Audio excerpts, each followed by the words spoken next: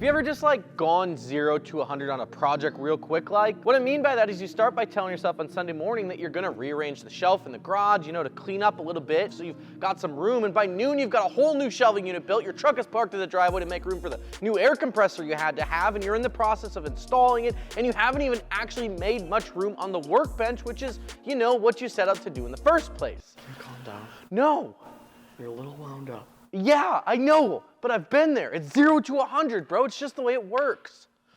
In much the same way, fitting larger and wider wheels and tires on your truck can get to be a bit difficult, and it's easy to go from 0 to 100 and grab the Sawzall and just start hacking away at shit, okay? But hold your horses there, Charlie. What if I told you there's a few different ways to fit bigger wheels and tires without needing to grab your cutting tool of choice?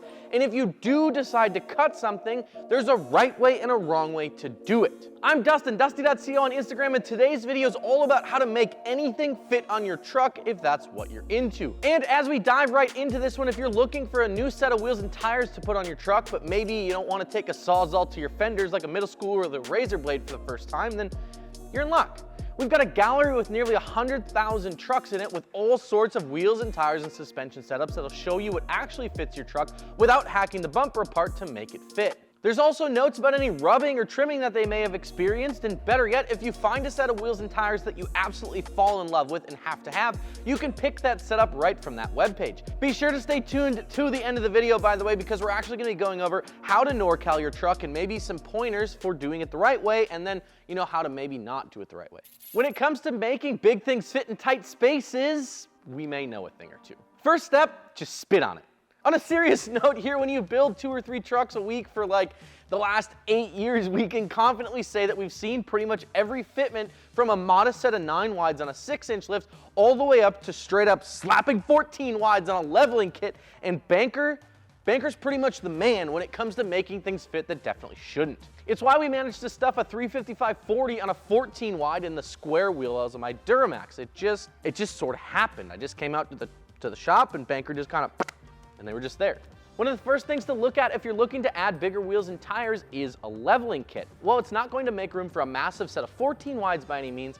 If you're looking to step up your tire size on a narrower wheel, then a leveling kit is a really solid option for you. If you guys are like me and your wheel wells are square, then adding a leveling kit should clear you a set of 33s without too many issues. Here's where life is unfair though. Super Duty guys, Cummins guys, they just have it easy. A leveling kit on an Illumi-Duty, for example, is going to clear a set of 10 wides and 35s without touching the plastic or the metals at all. Low-key, I'm just a little bit jealous, but you know, that's just sometimes the way it goes. From the factory, trucks are going to come with a little bit of rake. In other words, here, the back of the truck is going to sit an inch or two higher than the front of the truck. This is so that way when you put weight in the bed of the truck, that the truck essentially sits level, right? Keeping your load evenly distributed and ultimately keeping you on the pavement so you don't like spin out of control. A leveling kit is gonna eliminate that rake. It's gonna bring the front end of the truck up an inch or two, which gives you some more room for bigger wheels and tires to boot.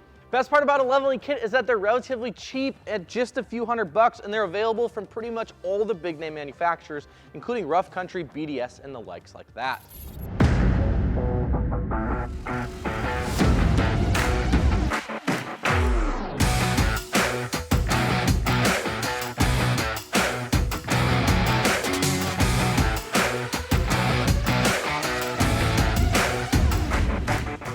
On the flip side of that, and for those of you who maybe want to stay with your stock wheels for a little bit yet and want to go with a bigger tire setup on your stock wheels, are spacers. Now, before you guys get mad and angrily hammer away in the comments about how we typically talk and say that spacers don't actually help with clearance, let me explain. There are certain applications that a spacer is going to help give you some clearance that you may need for those bigger tires. Specifically here, we're talking about when you look at stock wheel sizes, they typically see that manufacturers are sending trucks out the door on something like an 8 or an 8.5-inch wide wheel. Well, this works great for the factory 275/75/17s that you can get on a brand new F-150.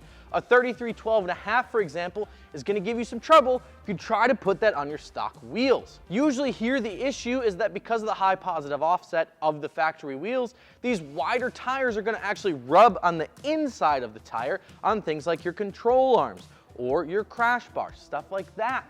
This is where a spacer, it's really going to shine. It's going to help you out here because that spacer is going to put space, right, or put distance between the hub and the wheel, much like a college girlfriend who maybe just needs to find herself. This additional space pushes the wheel outward and gives you some clearance at full lock so that you're not rubbing on the inside of the tire, specifically again on those suspension components of your truck. But let's say that you want to get serious, right? You want 14 wides on your Silverado with a 4-inch lift kit. Not that anyone would ever want to do that. But how do you make it fit? Grab your painter's tape, bust out your hammer, bud, because we're going Norcaling. The term Norcal comes from, you probably guessed it, Northern California, and really started to gain popularity in the mid to late 2000s. A Norcal mod, or Norcal for short, as many of us are going to call it, is the process of trimming back the inner fender well on the back side of the wheel well to gain additional clearance for a set of bigger wheels and tires on your truck. Typically, this is going to require some sort of cutting and then folding metal back, probably with a hammer. On a Chevy, for example, the first thing you're going to do is you're going to want to drop that fender liner out of the truck. While you don't have to take it all the way out of the wheel well, it does help to get it out of there, as it's going to give you the most room to access the inside of that wheel well as possible. From here, you're going to want to carefully cut that pinch weld off, and then with a hammer, you want to gently tap the metal to fold it in. Once you're done, shoot a little underbody coating over the top, and bam, you've got yourself a Norcal mod. While the process sounds simple here, it's actually quite in-depth, and the best thing that you guys can do is take your time when it comes to a Norcal. Patience is a virtue. That's what they taught you in Bible study, and it couldn't be more true when you're doing a Norcal, because if you don't take your time, it's gonna look like you went at it with a Sawzall after a few too many Busch lattes. It gets gross, it gets ugly, you cut things that aren't supposed to be cut. You don't want to do that. Are you looking for a few more inches of clearance up front? A leveling kit may be that solid option for you. If it's bigger tires on your stock wheels that you're looking for, don't forget to add a spacer so you don't rub on the inside. And of course, if you're looking for a big boy 2414 setup, then a Norcal is probably in your future. Above all of that though, if you're looking for a new setup but you aren't sure what's gonna fit, what's not gonna fit, and how much trimming you're gonna have to do, then you better check out the Custom Offsets Gallery, which you guys can find in the link below, or by going to customoffsets.com/gallery. What's your biggest advice for someone looking to run a bigger wheel and tire setup? Drop a comment down below, and don't forget to subscribe to the channel if you haven't already. With that, I'm Dustin with Custom Offsets. We'll see you guys on the next one. Peace.